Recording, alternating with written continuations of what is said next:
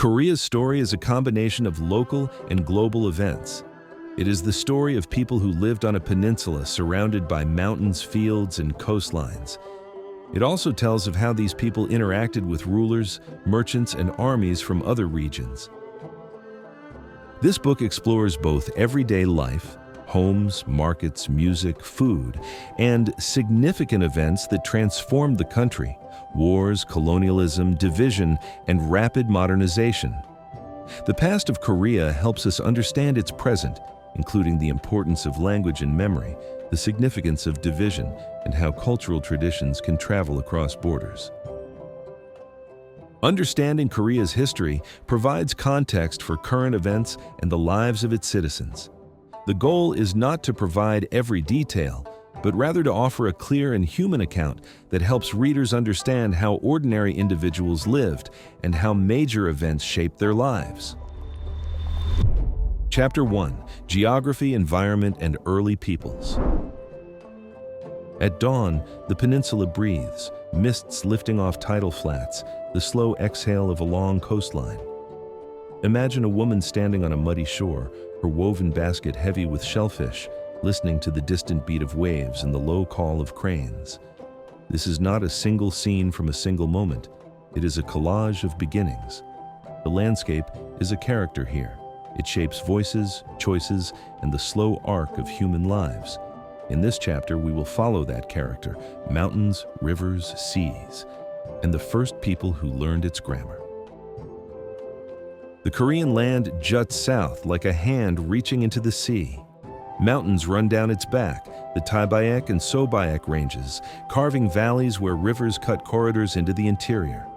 These folds of rock and plain do more than provide scenery. They decide where a village can plant rice, where a trader must detour, where a community will feel safe or exposed. Imagine two neighboring villages, one tucked in a broad river valley, rice paddies reflecting the sky. The other huddled on a steep slope, storing grains in clay jars and raising goats. The valley people will reckon time by monsoons and river floods. The upland people will count seasons by the migration of deer. Geography becomes a way to tell time. Rivers like the Han and Nakdong are not simply water. They are the first highways, routes for boats, song, and news. The sea is both buffet and bridge. Coastal households harvest kelp, fish, and salt. Mariners learn the weather-reading skills that later sailors will pass down for generations. Even the stones beneath the feet, good soil here, mineral-rich rock there, whisper what tools and homes are possible. Life on the peninsula listens to two main commands: the cold push of continental winters and the humid pressure of the East Asian monsoon. Winters can be harsh and long in the north. Summers are hot, wet, and urgent. Planting and harvest follow a calendar written in rain and frost. A household prepares for winter with ritual and labor: smoke-dried fish, stored grains, and repairs to roofs. When summer rains come, paddies flood into mirror lands, an illusion and a necessity. These cycles demand cooperation, shared irrigation, communal labor, and the strict timing of planting. Communities that master the rhythm prosper. Those that cannot struggle. Between mountains and shore lies a mixed economy. Forests offer timber and game. Fields yield millet, barley, and where conditions allow, wet rice paddies. The sea supplies fish, shellfish, and salt, year-round supplements that soften the vulnerability of any single harvest. It is this variety that allows societies to experiment with new ways of living. Long before kings or named states, small human bands moved with the animals and seasons. They lived light: stone tools, temporary camps on river terraces, and tracks left in the mud. They read the land the way sailors read wind: patterns, subtle changes, and signs of danger. Their lives were episodic: short camps, long migrations, and a deep familiarity with local plants and game. Then came a change both mundane and revolutionary: pottery. Clay that held soup and grain meant storage, and storage meant that people could stay through seasons. Small villages grew near rivers and bays. Hearths for cooking became centers for stories and craft. Julman-style comb pattern pottery, ornament with purpose, appears in the archaeological record. Each decorated vessel carries the quiet evidence of longer conversations about food, family, and the future. As bronze tools appear, so do larger households and stronger claims to land. Polished axes and metal ornaments change work and status. In certain places, people raise dolmens, stone markers that endure like signatures. Some graves become larger, richer, suggesting that rank and lineage are starting to matter. Fortified settlements appear in the record, a cautionary sign that competition, for the first time, may be turning violent. Dolmens are more than monuments, they are story keepers. Imagine arriving at a field of these stone tables. Each one marks a life, a memory, perhaps a boundary. Their builders intended them to be seen and remembered. In their shadows, social difference is claimed, ancestors are honored, and territorial ties are cemented. These early acts of memorialization point toward political life, leaders who demand remembrance, communities that rally around shared pasts. Even as villages take root, contact travels faster than any single household. Amber, shells, and metal traverse coastal routes. Ideas, how to work bronze, how to weave cloth, how to shape a pot, arrive with traders, brides, and migrants. The peninsula is never isolated. It is part of a larger East Asian conversation. These exchanges will, over centuries, seed technologies and forms of authority that lead to named kingdoms. Daily life is organized around households, smoke-filled kitchens, sleeping platforms, pottery pits, looms. Craftspeople specialize. One family shapes pots, another sharpens stone. Communal work, dike repair, hill clearing, harvest, pulls groups together. Ritual and play mark births and deaths, turning biological events into social memory. Burials, offerings, and shared stories teach younger generations how the world is ordered. Stories about ancestral founders and contested fields circulate in the same breath as practical instructions for planting. Memory and labor mix. Knowledge about the land is handed down as a moral claim to stay and protect. If you step back from the artifacts and the dates, a pattern emerges. The land taught people how to live, and people taught the land their names. Mountains provided refuge and limits. Rivers connected villages and ideas. The coast offered food and roots to others. In those first millennia, small choices about pots, patties, and graves set long trajectories that will lead to kingdoms, to diplomacy, and to the deep sense of place that still shapes Korea today. Chapter 2, Gojoseon and Proto-States. Before names like Goryeo or Silla carved themselves into history, another name occupied the imagination of later Koreans, Gojoseon. Part legend, part archaeological imprint, Gojoseon sits at the hinge between myth and the beginnings of statecraft on the peninsula. This chapter follows the thin, often fragmentary traces of those early centuries. Stories told at hearths, the shapes of bronze daggers, and the outlines of fortified settlements that hint at the first experiments in political power. The oldest stories are vivid.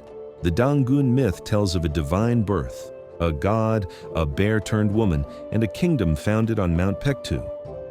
For many generations, the tale provided a simple script for belonging, an origin that connected people to the land and to one another.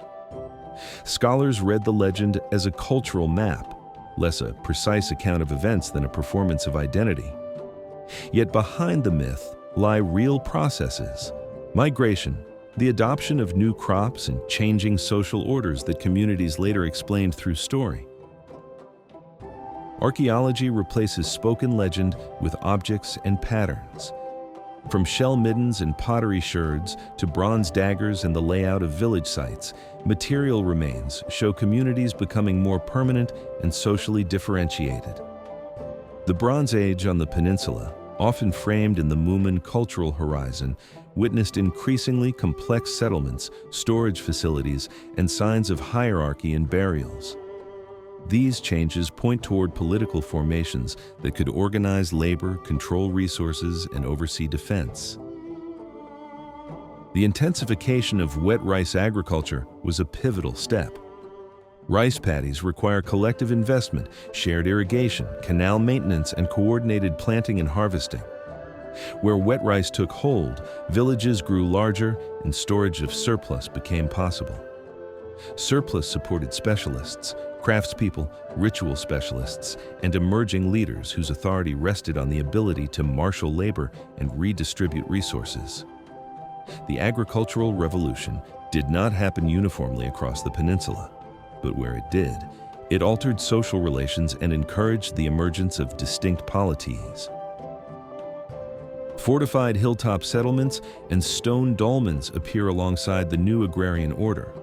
Fortifications suggest both the presence of conflict and organized responses to it, communities building defenses, alliances forming, or leaders consolidating control.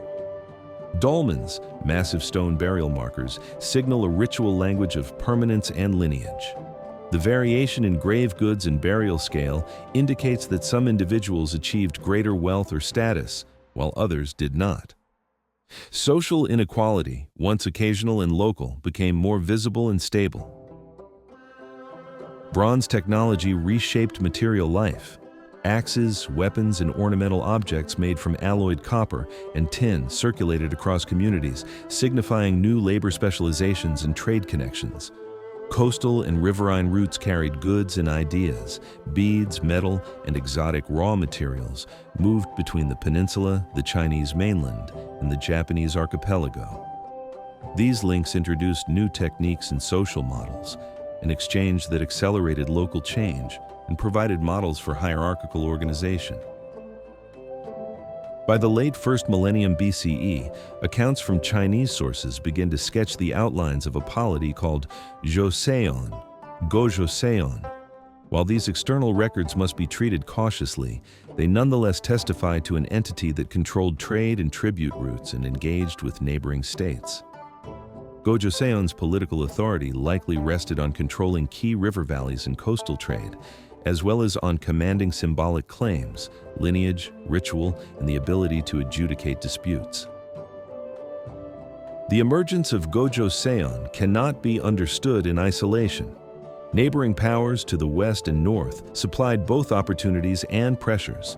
The formation of states on the continent, the diffusion of iron technology, and the mobility of peoples required adaptable political strategies. Gojoseon's leaders negotiated tribute, alliance, and warfare with neighbors, shaping an early diplomacy that anticipated later interstate relations on the peninsula. Gojoseon's story does not conclude neatly. Over centuries, it transformed, fragmented, and reformed into new polities and cultural patterns. Chinese expansion and the rise of other power centers pressed on the peninsula's margins. Yet, the memory of Gojoseon, the name itself, the myths tied to it, and the archaeological residues remained a touchstone. Later, Korean polities would invoke this past as they constructed their own claims to authority and identity. The record of Gojoseon and the Proto-States that preceded named kingdoms is threaded with partial evidence and powerful imagination. Between the Dangun stories and bronze artifacts lies a world where people learn to coordinate labor, mark lineage, and claim space. These early experiments in governance and social organization laid the groundwork for the historical kingdoms that will follow, kingdoms in which the lessons of land, ritual, and craft would be writ large across centuries. Chapter 3. The Three Kingdoms, Goryeo, Baekje, Silla. When the word kingdom first spread across the peninsula, it wore many faces. Between roughly the 1st century BCE and the 7th century CE, three polities, Goryeo in the north, Baekje in the southwest, and Silla in the southeast, competed, traded, fought, and borrowed from one another. Their stories are not neat biographies of single rulers, but overlapping tapestries of ambition, culture, and adaptation. This chapter moves through their courts, battlefields, temples, and workshops to show how the three kingdoms made Korea into a stage for statecraft and creative exchange. In the highlands and river valleys of the north, Goryeo built a reputation for military strength and territorial reach. Its leaders claimed lineage and authority through a blend of myth and martial success. Fortified capitals sat on high ground, commanding views of river approaches and trade routes. Goryeo society valued cavalry and fortified defense. Kings led campaigns that pushed the kingdom's borders into Liaodong and the Amnok, Yalu river basin. From these frontier positions, Goryeo engaged with Chinese dynasties and nomadic groups, borrowing administrative models while preserving local customs. The kingdom's art and tombs reveal cosmopolitan tastes. Murals in courtly tombs depict banquets, hunts, and mythic beasts, while metalworking and ceramics show both local styles and continental influences. Goryeo's energy would shape northern identity for centuries, even as its fortunes waxed and waned with wars and diplomacy. Along the southwestern coasts, Baekje cultivated a reputation for refined culture and maritime skill. Its rulers fostered close relations with both the Japanese archipelago and the southern Chinese coast. Traders and artisans moved through Baekje ports, carrying lacquerware, Buddhist texts, and new artistic ideas. Baekje's court prized elegance. Court-sponsored artisans developed sophisticated Buddhist sculpture and temple architecture that later influenced neighboring regions.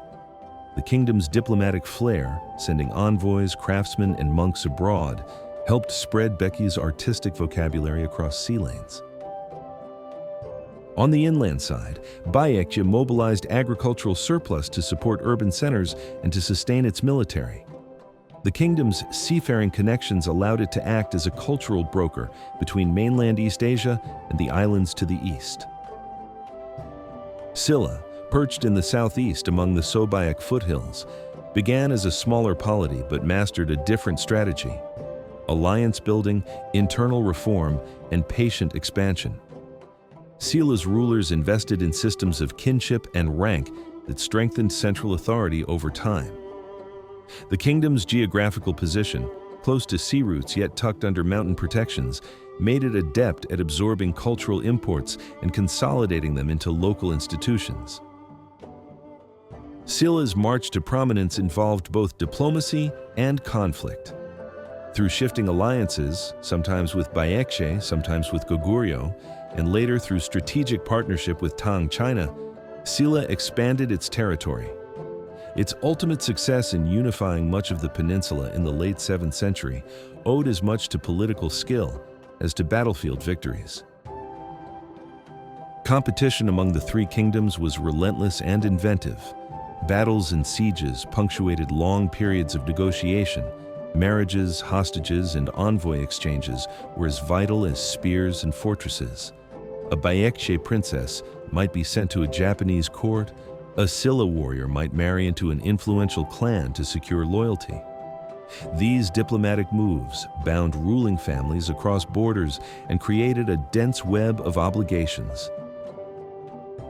At times, two kingdoms would join forces to check the third. At other moments, opportunistic raids or sudden betrayals changed the balance. The fluidity of alliances made the peninsula's political scene dynamic and sometimes volatile.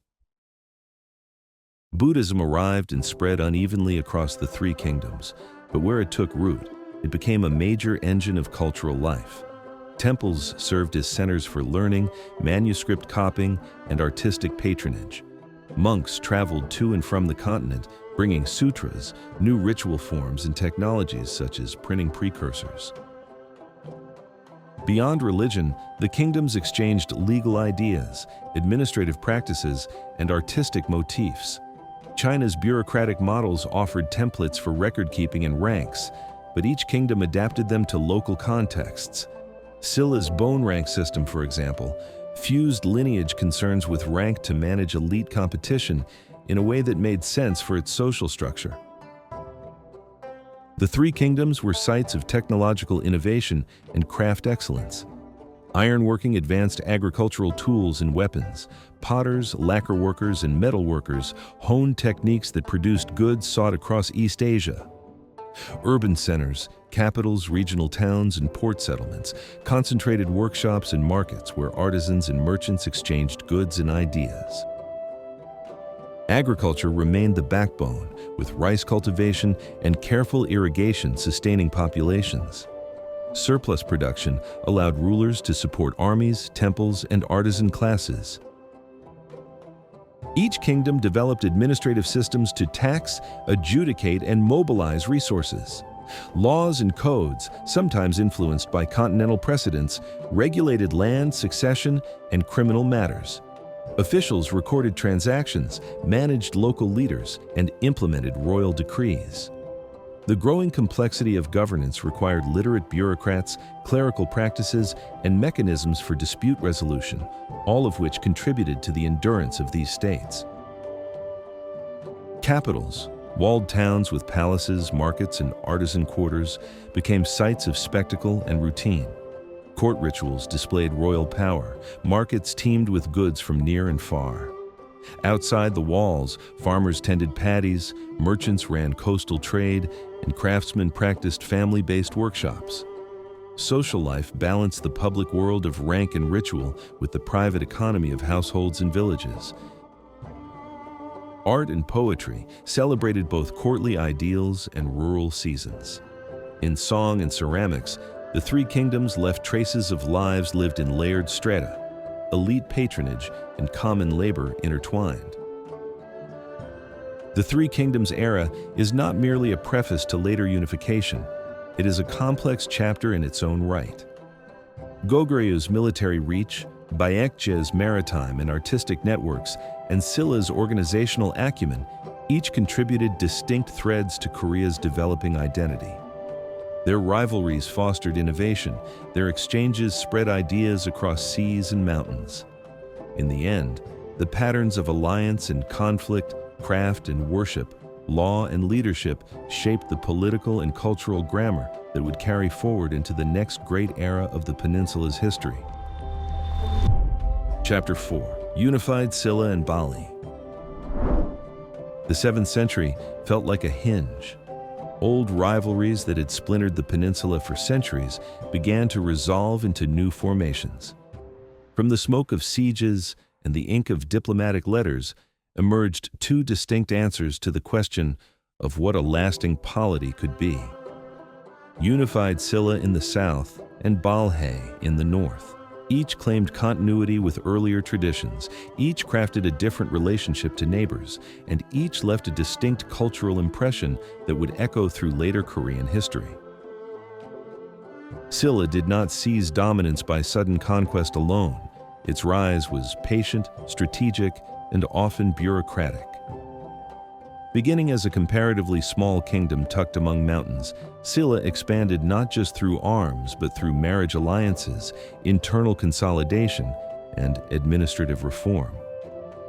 The marrow of Silla's success lay in an ability to integrate elites, a flexible ranking system, bureaucratic offices, and the absorption of rival leaders into its polity. Silla's rulers learned to wear multiple hats: patron of Buddhism, arbiter of aristocratic claims, and commander in war. When the tide turned in the late 6th and early 7th centuries, Silla joined forces with Tang China against Baekje and Goryeo. Military victories followed, and by the late 7th century, much of the peninsula lay under Silla's sway. This achievement is often called the unification of the three kingdoms, though its reality was complex. Coastal areas, former Baekje territories, and northern domains retained particularities and local powers even after unification. Unification brought not only political recalibration, but also cultural efflorescence. The royal court and provincial elites sponsored temples, monasteries, and works of art that adapted continental forms to local sensibilities. Buddhist sculpture reached new heights of refinement. Pagodas rose as landmarks of faith and royal prestige. Silla artisans combined techniques and aesthetic tastes from across East Asia, producing metalwork, jewelry, and ceramics prized by contemporaries and later admirers. Monastic institutions played multiple roles: centers of learning, repositories of texts, and networks that connected the peninsula to the continent. Pilgrims and scholars traveled, sutras were copied, chanting and rituals became part of public life. This spiritual and material culture helped legitimate Silla's authority and tied communities together across distance. Silla's consolidation into a more centralized state required administrative instruments. Official ranks, landholdings tied to office, and systems for tax and labor mobilization extended central reach into the provinces. Yet, Silla's governance also depended on accommodation. Kin groups retained local influence, and the bone rank system, while rigid, shaped possibilities for elite advancement and limited social mobility. These institutions were not merely cold machinery. They shaped life. Who could take certain offices, how marriages arranged power, and which families supplied military leaders. Over time, the interplay between royal authority and aristocratic entitlement produced tensions that would surface in later centuries as factions, rebellions, and courtly intrigue. While Silla strengthened in the south, the north saw the rise of Balhae, sometimes called Bohai in Chinese sources, formed in the wake of Goguryeo collapse. Balhae was a multi-ethnic state that combined Goguryeo refugees, local Mohe peoples, and other groups into a political entity centered in what is now far northeastern China and parts of the northern Korean peninsula. Balhae's rulers modeled many institutions on continental precedents while maintaining distinct local forms. Capitals with administrative grids, a court culture that supported Buddhist institutions, and a vigorous aristocratic class characterized the kingdom. Balhae engaged in diplomacy, sending envoys to Tang China and engaging with Japan and other neighbors. Its economy drew on agriculture in river valleys, rich forests, and maritime resources along the coast. Archaeology and historical records show Balhae as a hub of exchange. Its ceramics, metalwork, and architectural styles show both continental influence and local creativity. The kingdom traded with Tang China and sent embassies to other East Asian courts, participating in tribute relations while maintaining autonomy. Balhae's ports and river corridors connected inland resources, timber, furs, and agricultural goods to maritime markets.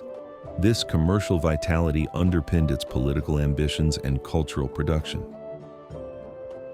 Both unified Silla and Balhae navigated complex relations with Tang China.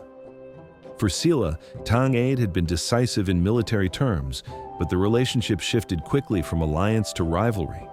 Tang's attempts to exert direct control or establish protectorates over Korean territories met resistance. Silla asserted autonomy, negotiating the bounds of tribute, recognition, and sovereignty. Balhae, too, balanced tribute and diplomacy with practical independence. Its rulers sought recognition and trade while avoiding subordination. The diplomatic choreography of tribute missions, envoy exchanges, and court ritual shaped interstate hierarchies without fully erasing local agency. Buddhism remained a binding thread across both polities. Monasteries linked elites and commoners, fostered scholarship, and produced texts and rituals that crossed borders. Local religious practices, shamanic rites, ancestral rites persisted alongside organized Buddhism, creating a layered spiritual landscape. Daily life involved the rhythms of agriculture, craft, and trade. Fisheries along the coast, irrigation in river plains, and forest-based products in the north provided economic diversity. Elite culture emphasized literacy, patronage, and ritual, while popular culture kept older rhythms, seasonal festivals, communal labor, and oral traditions. Neither unified Silla nor Balhae lasted forever. Silla entered a slow decline in the later 8th and 9th centuries as aristocratic infighting, regional separatism, and economic strains eroded central authority. Balhae faced external pressures and internal dynamics that led to its fall in the early 10th century. Yet the legacies of both were profound. Silla transmitted administrative forms, artistic styles, and Buddhist institutions into later Korean polities. Balhae preserved and adapted northern traditions and maintained links across a wide frontier.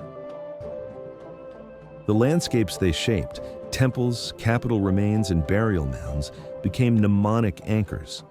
Successor states would inherit this mixed inheritance of institutions, beliefs, and material culture, setting the stage for the rise of Goryeo and the next act in Korea's long story. The centuries of unified Silla and Balhae represent a period of synthesis, political consolidation in the south, multi-ethnic statecraft in the north, and a cultural interchange tied to Buddhism and continental exchange. Their stories are not mirror images, they are complementary strains in the peninsula's development, showing how local forms and external contexts combine to produce new political and cultural possibilities. Chapter 5: The Goryeo Dynasty. A new name rose where earlier polities had faltered: Goryeo. Founded at the end of the 10th century, Goryeo would give Korea its English name and shape many institutions that endured for centuries. This chapter traces the dynasty's emergence from fragmented states, its attempts to centralize authority, its cultural and technological achievements, and the storms that tested its resilience. Wang Gaon, a military leader who emerged from the fractious late Tang world in the peninsula, founded Goryeo in 918. He navigated a landscape of rival regimes, local magnates, and uneasy loyalties. Rather than rule by sheer force alone, early Goryeo rulers used marriage alliances, appointments, and recognition of local elites to build a web of support. The dynasty proclaimed its legitimacy through rituals, claims of lineage, and the symbolic appropriation of older state traditions. Goryeo worked to construct a bureaucratic center capable of managing taxes, land, and military obligations across diverse regions. Drawing on Confucian administrative models from the continent, the court established offices for record-keeping, legal adjudication, and provincial governance. While aristocratic clans continued to wield great influence, the emergence of an administrative class, often educated in classical learning, allowed the dynasty to project authority and to adjudicate disputes in more standardized ways. The civil service examination system grew in importance as a route for talented men to enter the bureaucracy. Though access often favored the elite, examinations nonetheless promoted literacy, scholarship, and the circulation of ideas. Court culture prized scholarship, ceremony, and the production of texts. At the same time, aristocratic families preserved power through landholdings, marriage networks, and military command, creating tensions that the monarchy navigated through patronage and occasional coercion. Buddhism exerted deep influence during Goryeo. Monasteries were centers of learning, ritual, and often considerable land and resource holdings. The court patronized Buddhist institutions, commissioning sutra copies, sponsoring temple construction, and supporting monastic networks that linked the kingdom to continental traditions. Buddhist ritual and symbolism infused both public and private life, shaping art, funerary practices, and political legitimacy. Goryeo became a cradle for early printing technology. Movable type and woodblock printing supported the reproduction of Buddhist sutras and scholarly texts. The great project to compile and print the Buddhist Tripitaka exemplifies the dynasty's intellectual ambition, an enormous undertaking that required administrative coordination, skilled craftsmen, and sustained royal support. These technologies expanded the reach of texts and helped standardize religious and legal knowledge across the kingdom. Goryeo's material culture reached notable heights. Celadon ceramics, valued for their translucent glaze and refined forms, stand out as an enduring artistic achievement. Metalwork, lacquerware, and textile production also flourished under aristocratic and monastic patronage. Artistic patronage combined native tastes with continental influences to produce objects prized at home and abroad. Landholding patterns shaped social relations. Goryeo's fiscal and legal system sought to regulate land tenure, tax obligations, and labor service, but powerful families often preserved de facto control over large estates. Efforts to register land and collect taxes met with resistance and required negotiation. The law codes, mixing Confucian notions of order with local customs, functioned as both instrument and symbol of state presence. Goryeo's place on the Northeast Asian stage exposed it to powerful neighbors.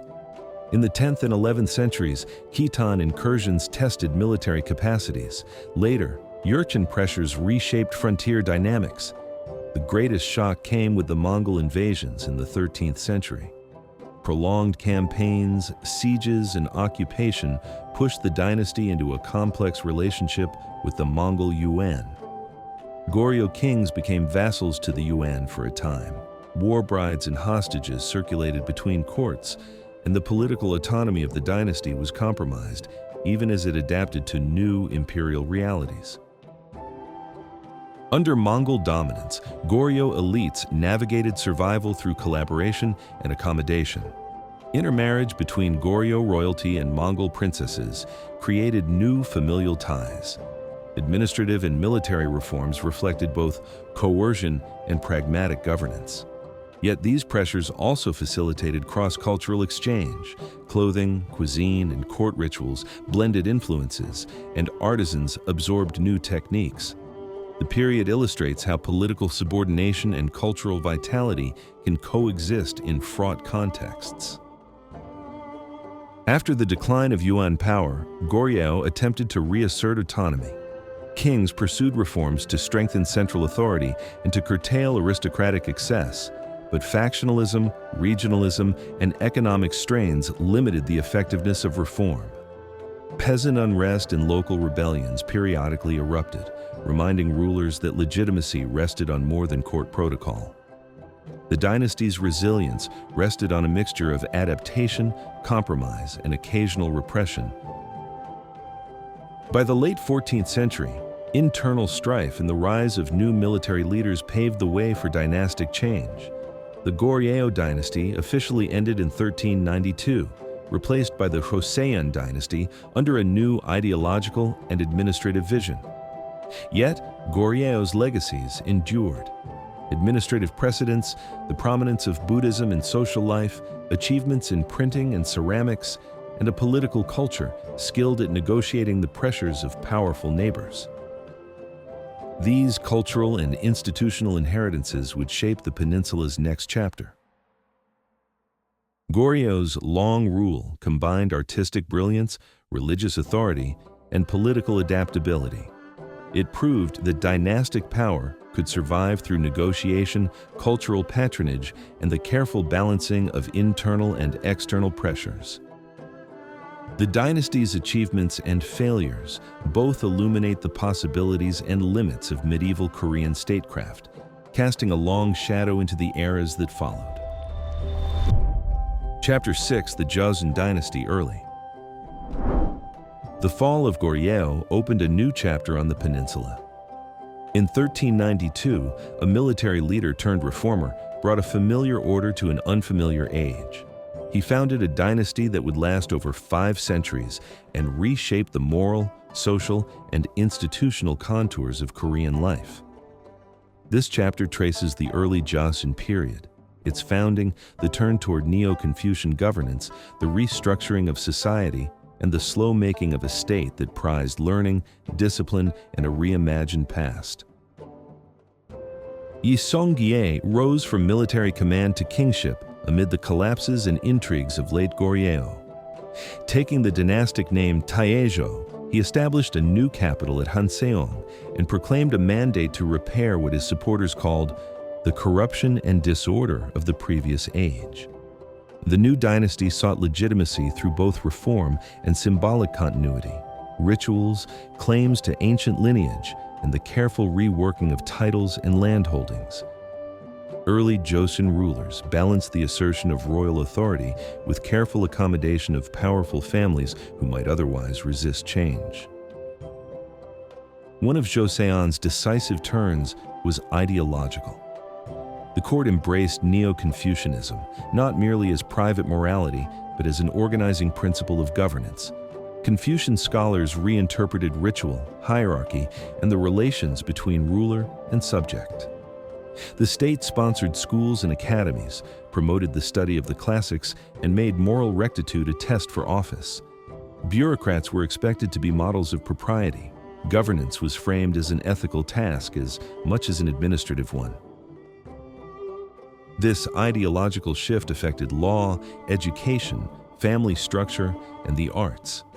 The privileging of filial piety, ritual propriety, and literate competence reshaped social expectations across classes. Temples and monasteries that had once been centers of power under Buddhism lost some of their influence as Confucian learning became central to elite life. Joseon sought to standardize governance across the peninsula. The court established offices to manage taxation, census-taking, and local administration. A system of provincial administration connected rural magistrates to the capital. Registers of households and land were introduced to regulate tax obligations and corvée labor. While implementation varied regionally, the aspiration to order and predictability marked a new approach. The state aimed to make society legible and governable through record-keeping and offices. Land was the economy's foundation, and control of land determined social standing. Joseon reworked landholdings by granting offices with stipends, by regularizing tax obligations, and by attempting periodic land surveys.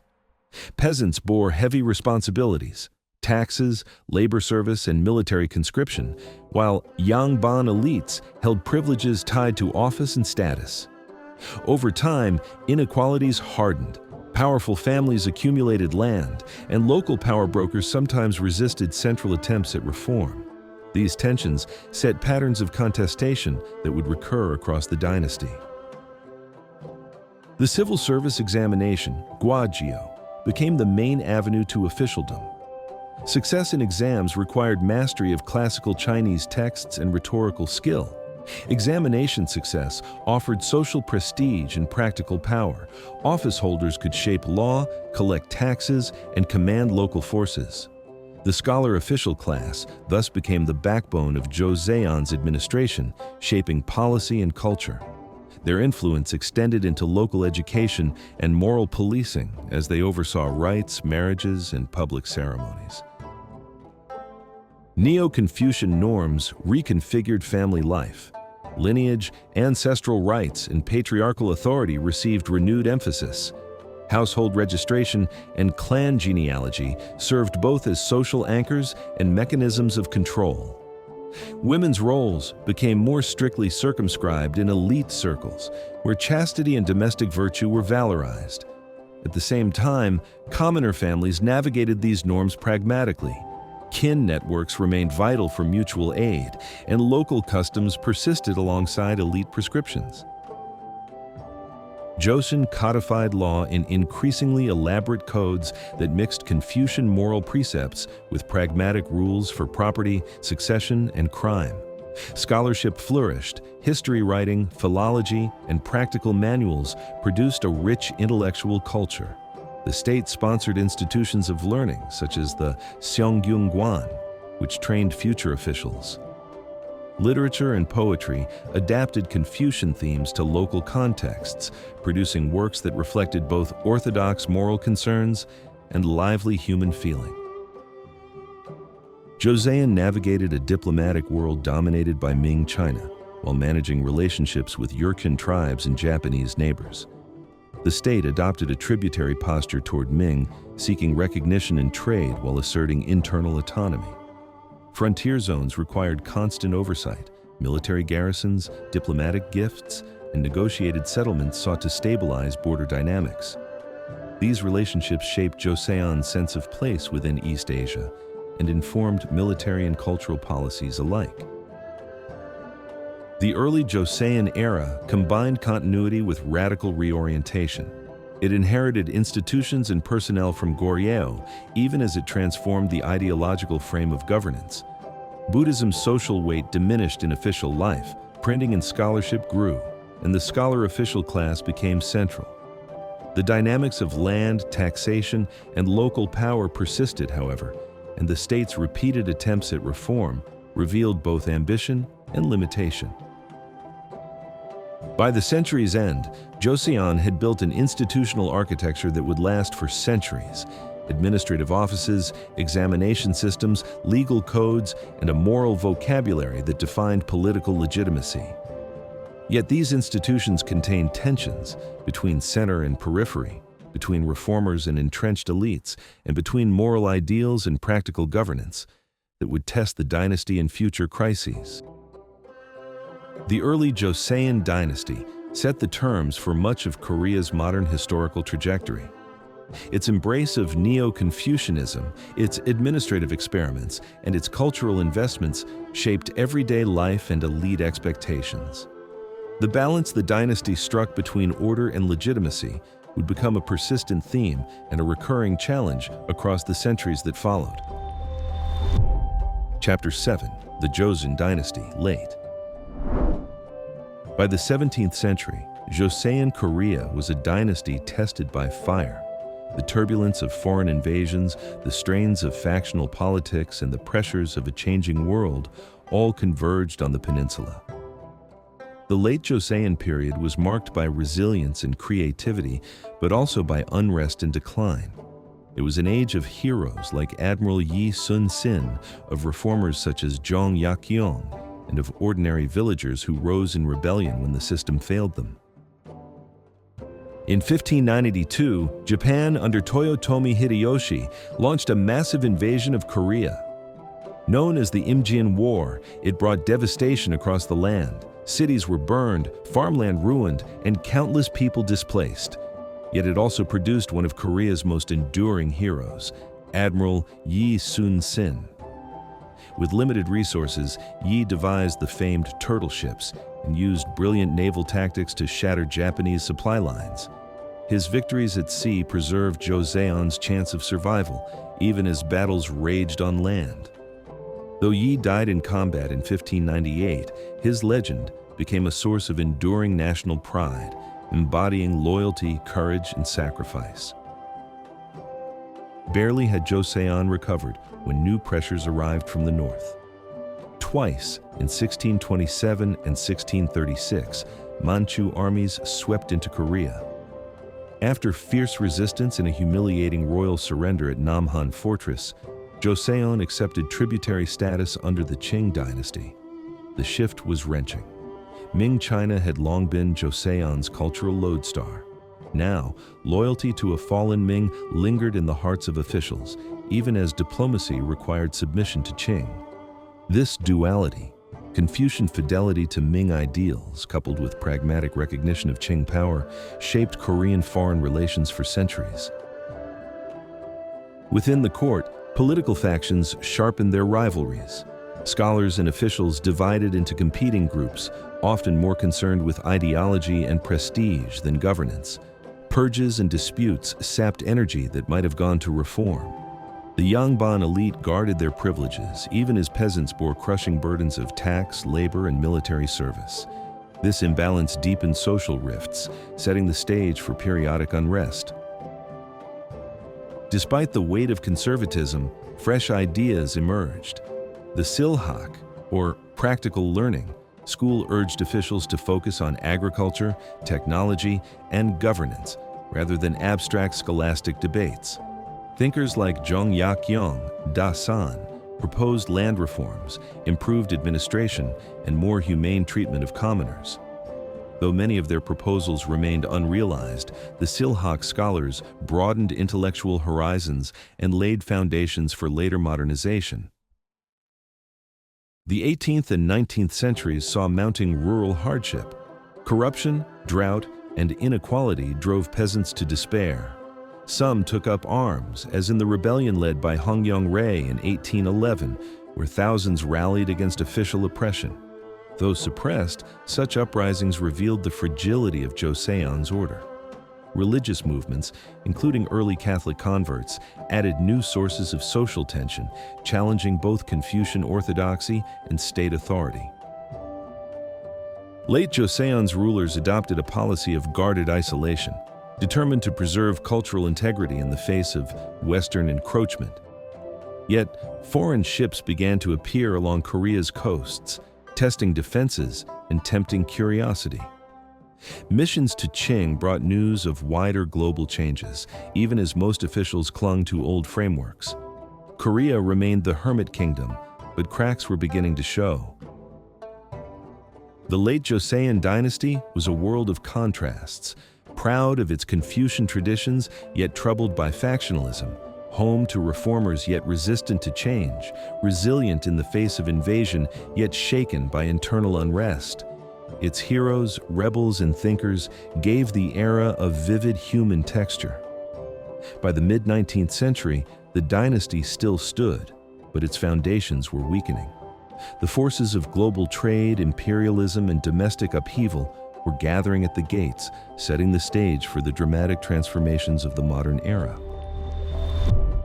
Chapter 8: Religion, Worldview, and Social Life. Religious beliefs and moral ideals have always been alongside everyday life, not as a distant theorem, but as a practical map.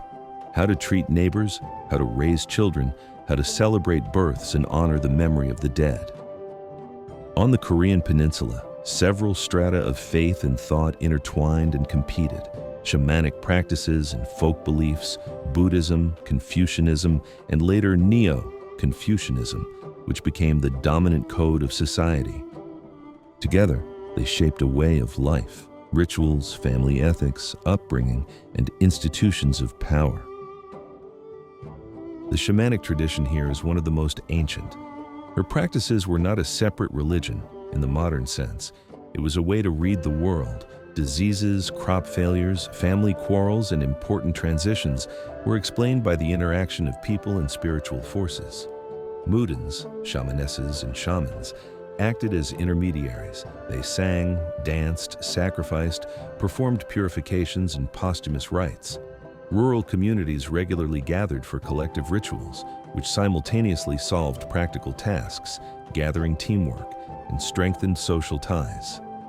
Figuratively, the temple is not only the house of God, but also a center of information, mutual assistance, and social solidarity. Buddhism came to the peninsula from China and India, first taking root as a religion of the elites and the court, and then spreading more widely. Monasteries were important not only as places of prayer. These were schools, storages of writing, centers of medicine and charity. In times of disaster, monks helped organize food aid and medical care. Buddhist aesthetics have influenced architecture, painting, literature, and ritual practices. For many people, Buddhist practice offered ways to experience loss, pain, and the instability of life, a world focused on compassion and overcoming suffering. With the advent of stricter Confucian ethics, and especially with the spread of Neo-Confucianism in the late medieval period, the emphasis shifted towards social responsibilities, hierarchies, and ritual order. Confucian thought proposed strict rules of relationship: ruler, subject, father, son, husband, wife, elder, younger, friend. Special attention was paid to family loyalty, devotion to ancestors, and the upbringing of sons as bearers of lineage and heritage. For the state, Confucianism was a convenient ideology. It rationalized government, established examination institutions, and created a moral code for the bureaucracy.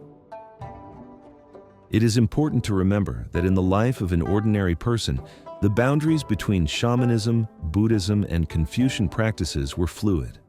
A person could pray in a Buddhist temple, invite a shaman for a ritual for health, and at the same time strictly observe Confucian rituals at home and in the cemetery. Religions coexisted, each covered its own life situations. Family and gender roles, the home as an institution of power and protection. The family was the main node of the social network. The basic unit was an extended ancestral family, where the eldest man, usually the head of the clan, had significant rights in property management and decision-making. Lineage, inheritance of land, maintenance of ancestral graves, and the performance of ancestral rituals. All this made the family a collective economic and ritual unit. Gender roles were shaped by economic needs and ideologies. In an agrarian society, women carried out most of the household chores, childcare, cooking, spinning, and weaving, as well as work in the fields. However, the public and political sphere remained largely male. With the strengthening of Neo-Confucian morality in later periods, the idealization of female virtue increased: obedience, purity, devotion to her husband, loyalty to her family. This is reflected in customs, for example, in the requirements for the behavior of widows, the norms of marriage, and restrictions on inheritance. Rituals of life accompanied every key event. Purification and naming ceremonies were held at the birth of the child. The first months of life were often accompanied by collective supportive practices. The rite of passage into adulthood, it took different forms in different eras, meant recognition of new social responsibilities. Marriage was considered not only as a union of two people, but also as a union of two families. A family contract, dowry, kinship ties, and ritual consolidated this agreement. Death and funeral rites were perhaps the most intense part of ritual life. Ideas about ancestors, the duties of descendants, and the maintenance of graves were central. It was through these rites that the long-term bond between generations was expressed. In pre-modern Korea, education played a key role in social mobility, especially for men. The system of state examinations, gwaj, and private academies, sewon, and similar institutes, trained officials and formed a cultural canon. The power of language and writing, the ability to quote classical texts, write official documents, and build arguments, gave access to positions and privileges. This created an elite where knowledge and moral authority went hand in hand. At the same time, mass education for the general population was limited. Ordinary people learned crafts, ancestor worship, and the basics of literacy in oral and practical forms from older generations.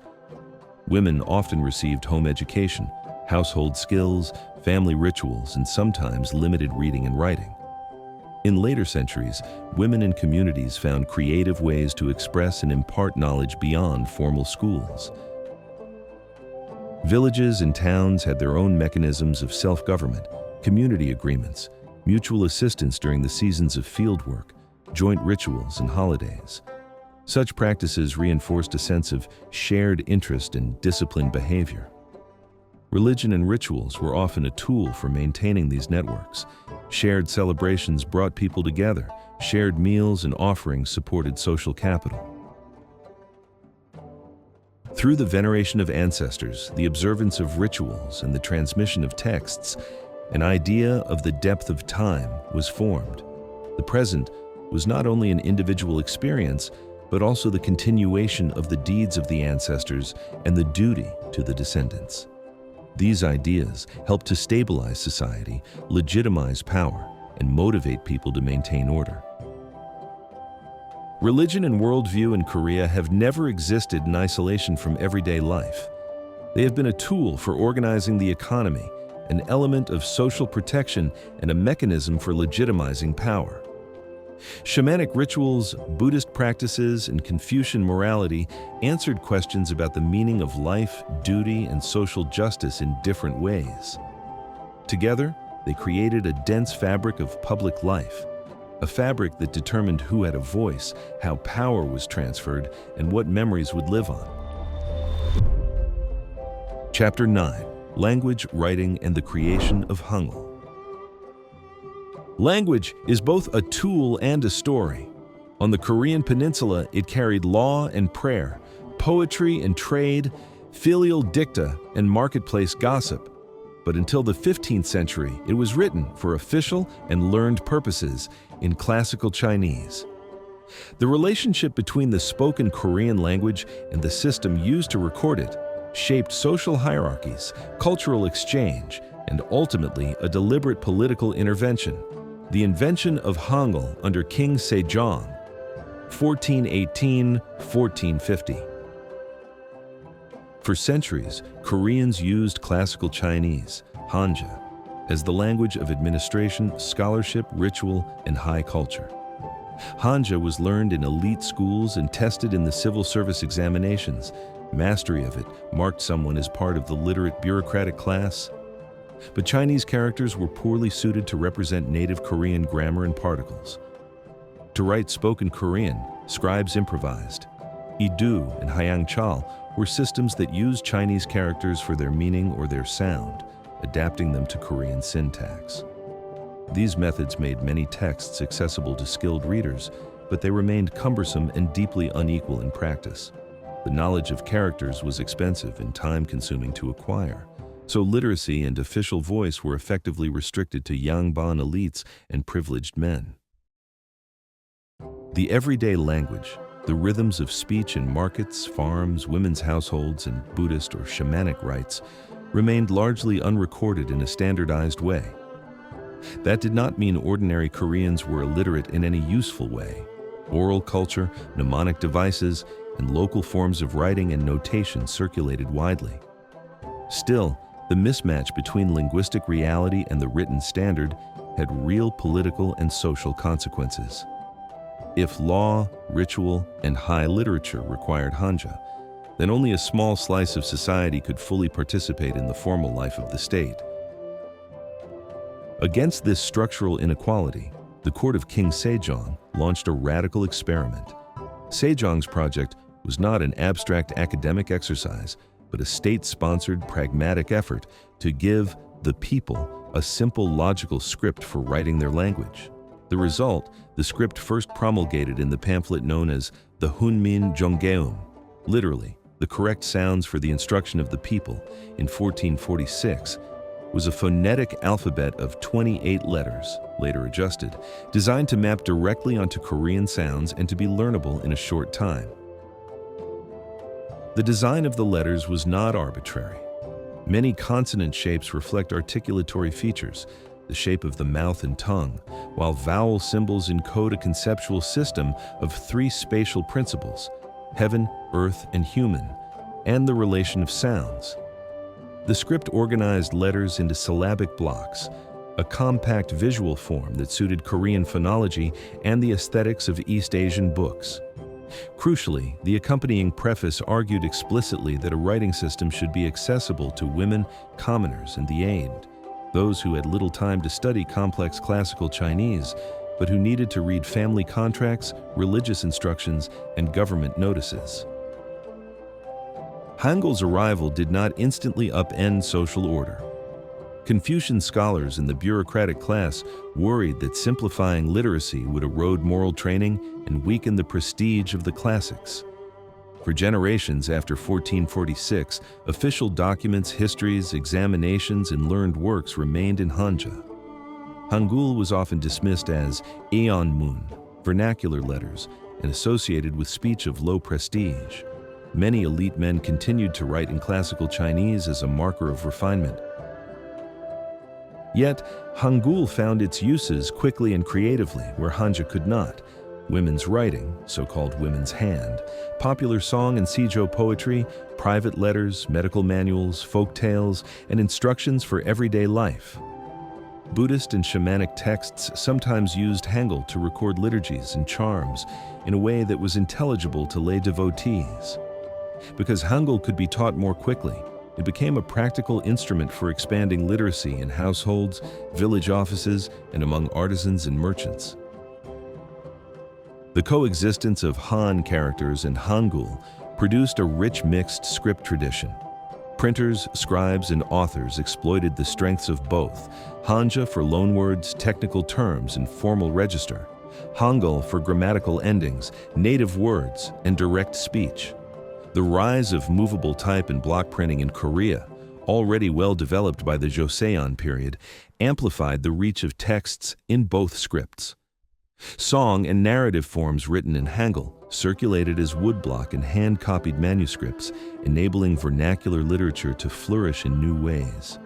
Such texts recorded the life of ordinary people in their own voice: complaint letters, travel diaries, humorous tales, and devotional guides that were rarely preserved in Hanja. Over time, Hangul acquired layers of meaning beyond literacy. In the 19th and 20th centuries, during periods of social upheaval, reform, and colonial pressure, the script became a symbol of national distinctiveness and resilience. Language reformers and nationalists used Hangul to argue for mass education and cultural revival. During the Japanese colonial period, 1910–1945, when policies sought to suppress Korean language and identity, Hangul survived as a marker of national memory and private resistance. Its continued use in homes and churches helped keep Korean linguistic practices alive. The 20th century also saw technical reforms, standardization of spelling, the reduction of obsolete letters, and efforts to reconcile regional dialects with a national standard. In the divided peninsula, different orthographic and vocabulary choices emerged in the North and the South as governments sought to use language policy for political ends. Still, Hangul's basic form and principle remained a shared inheritance. Hangul's creation was a rare case of a state intentionally redesigning a society's writing system with an explicit egalitarian argument. It is important to see two linked achievements: a practical innovation in writing technology and a political claim about who should be able to read and write. Where Hanja preserved elite continuity, Hangul opened channels for wider participation in cultural life. It enabled the recording of women's voices, rural songs, popular knowledge, and practical skills. It made written communication a feature of everyday life for millions. By the 21st century, Hangul had become one of Korea's most visible cultural emblems. Its neat geometric blocks are at once modern and ancient, familiar to users around the world through digital fonts and globalized Korean culture. The script's origin story, a royal initiative that insisted the people had a right to their own written sounds, continues to resonate.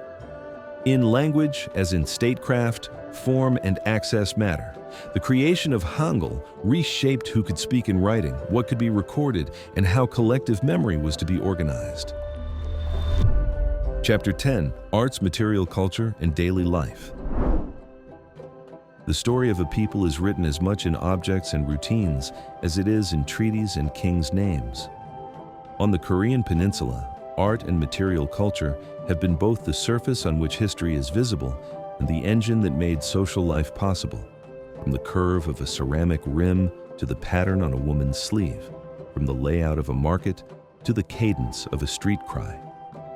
This chapter traces those threads: literature, painting, ceramics, music, architecture, fashion, and the everyday worlds where craftsmen, merchants, and farmers lived and worked. Korean literary life spans registers and audiences. For centuries, elite culture produced histories, commentaries, and poetry in classical Chinese. Scholars and officials composed formal verse and prose that engaged statecraft, morality, and metaphysics. But alongside those official genres lay vernacular forms that reached broader publics. Sijo, a compact three-line lyric with classical roots, captured personal feeling in a few dense phrases. Popular narrative forms, travel diaries, humorous tales, and proto-novels circulated in manuscript and printed editions, preserving the speech and preoccupations of townspeople and women. Oral genres also mattered. Pansori, a sung storytelling tradition performed by a vocalist and drummer, merged epic narrative, satire, and improvisation and became a public art form that moved between village squares and urban theaters. Print culture amplified certain voices.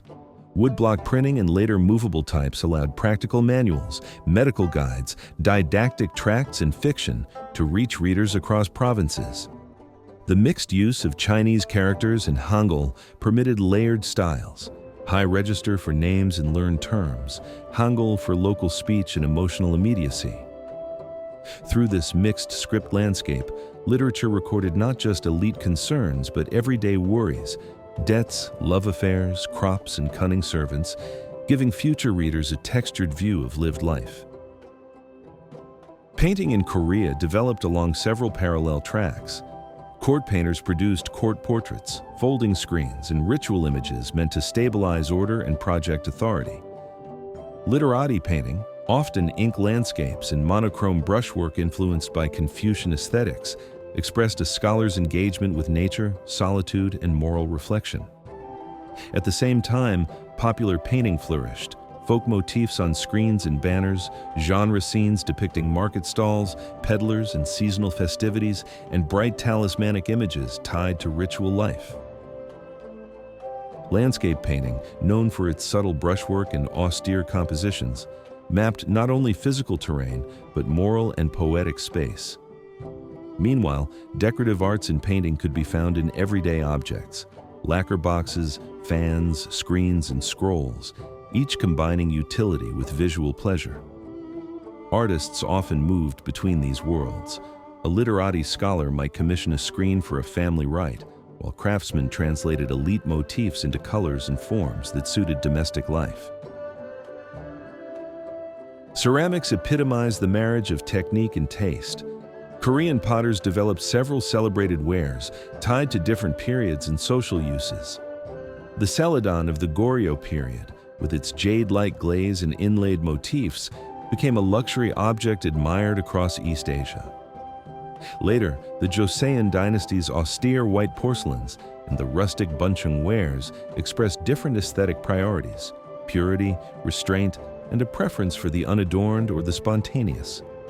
Buncheong, with its slip-painted designs and matte surfaces, brought an earthy immediacy to tableware and storage jars.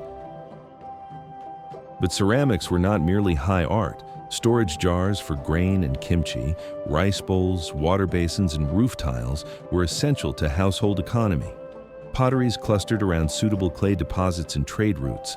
Specialized kiln towns supported entire local economies. The technical knowledge, clay preparation, firing techniques, glaze chemistry, was transmitted across generations within family workshops or guilds, forming durable artisan cultures. Music in Korea folded together court ritual, Buddhist ceremony, folk festivity, and the private music of literati salons. Court music, Ayak Dangsak Hyangak, provided ritual order and cosmological symmetry, while folk music and dances accompanied seasonal labor, rhetorical contests, and community celebrations. Pansori, mentioned earlier, became a site where social critique, humor, and deep pathos could be combined. Its themes, tragic love, heroic resistance, social injustice, resonated widely. Instrumental genres also carried regional distinction. The buck, drum, gyeogeum, zither, daegum, bamboo flute, and haegum, two-stringed fiddle, each shaped musical palettes and accompanied different kinds of ceremonies and entertainments. Music teachers and itinerant performers connected city and countryside, while family traditions preserved repertoires through oral transmission. Korean architecture balanced symbolic order with climatic and material realities. The hanok, the traditional house, combined a wooden frame, tiled roof, ondol underfloor heating, and a careful relationship to garden and yard. Ondol, a system of channeling heat from a fire beneath the floor, shaped domestic life. It concentrated family activities on the warmed floor and influenced clothing, furniture, and social patterns. Roof curvature, wooden joinery, and courtyard layouts reflected both aesthetic taste and practical responses to snow, rain, and seasonal winds. Urban forms evolved around political and economic centers. Hanyang, later Seoul, as a capital presented the model of a planned city: palaces, administrative quarters, market districts, and artisan neighborhoods. Port towns like Busan and Mokpo became nodes of coastal trade, with their own cosmopolitan cultures. Markets were the visible heart of urban life, stalls selling salt, textiles, salted fish, medicinal herbs and ceramics, tea houses, and street vendors calling their wares. Alleyways contained small workshops, woodworking, metalworking, sewing, and living quarters above or behind the workspaces, allowing artisans to combine production and domestic life. Clothing signaled status, occasion, and identity. The hanbok, with its flowing lines, jogori, jacket, and chima, skirt, for women, or baji, trousers, for men, was adaptable to social class and climate. Fabrics ranged from hemp and cotton in peasant wardrobes to fine silk in elite garments. Dyeing and weaving technologies produced a wide palette of colors and patterns. Sumptuary laws attempted to regulate who could wear certain materials or colors, turning dress into an explicit marker of rank. Yet within those constraints, style and local variations proliferated: embroidered motifs on wedding garments, practical work aprons for market women, and fishermen's straw raincoats for seafaring labor. Cities knitted together producers and consumers. Guild-like associations, whether formal or informal, organized craftsmen into networks that controlled quality, training, and sometimes prices. Certain neighborhoods specialized: silversmiths clustered in one district, carpenters in another. Markets operated on weekly or daily schedules, with regular market days bringing rural producers into town. Credit and trust networks underpinned transactions. Family ties, reputation, and local elites often mediated credit and enforced contracts. The merchant class, both local merchants and long-distance traders, played a growing role in the economy, managing rice trade, salt, textiles, and imported goods. Ports facilitated not only trade but cultural exchange. New foods, religious ideas, and fashions flowed along maritime routes. Rural life revolved around seasonal labor and communal obligations. Rice cultivation structured the calendar. Planting, transplanting, weeding, and harvest organized community labor and ritual. Mutual aid, collective threshing, shared irrigation maintenance, village grain stores kept communities viable. Village shrines, seasonal festivals, and neighborhood rituals reinforced social cohesion and mediated disputes. Peasant households balanced subsistence agriculture with artisanal production, weaving, basketry, petty trade, and labor migration to cities in lean seasons. Material constraints and ingenuity shaped daily life. Small space storage solutions, multi-purpose furniture, and household recipes that economized salt and grain reflect practical intelligence. Women's work was central. Beyond household chores, women managed food preservation, textile production, and often informal trade within markets. Their handiwork, quilting, embroidery, family archives of letters, preserved personal histories that formal records often omitted. Patterns of consumption shifted over time. As markets expanded and monetization increased, households purchased more goods rather than producing everything themselves. New foods and condiments entered diets, and the availability of certain goods varied with harvests and trade. Taste, whether in ceramics, clothing, or food, moved between cosmopolitan fashions set in the court and local preferences. The interplay between aspiration and necessity was a constant driver of change. Art and material culture are not ornaments appended to history. They are its practical grammar. Ceramics tell us about household economy and trade. Buildings reveal family structure and climate adaptation. Music and literature hold the emotional archives of ordinary people. In Korea, as elsewhere, the boundary between aesthetic choice and social necessity is porous. A plate's glaze, a song's refrain, or a market's timetable all encode values about beauty, propriety, survival, and identity. Understanding daily life, how things were made, bought, used, and discarded, brings us closer to the texture of past lives and helps explain how societies sustain themselves amid political change and ecological pressure. Chapter 11: Wars, Invasions, and External Relations.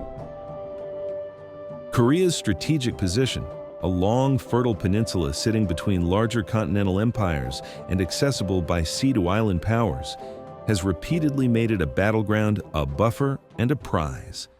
Each major wave of military pressure did immediate physical damage, but it also produced long structural changes in politics, society, economy, and memory. This chapter treats invasions and external relations not as isolated catastrophes, but as processes that remade institutions, technologies, elite mentalities, and popular life. The 13th century Mongol incursions culminated in a prolonged relationship of domination and accommodation rather than simple rule by outsiders.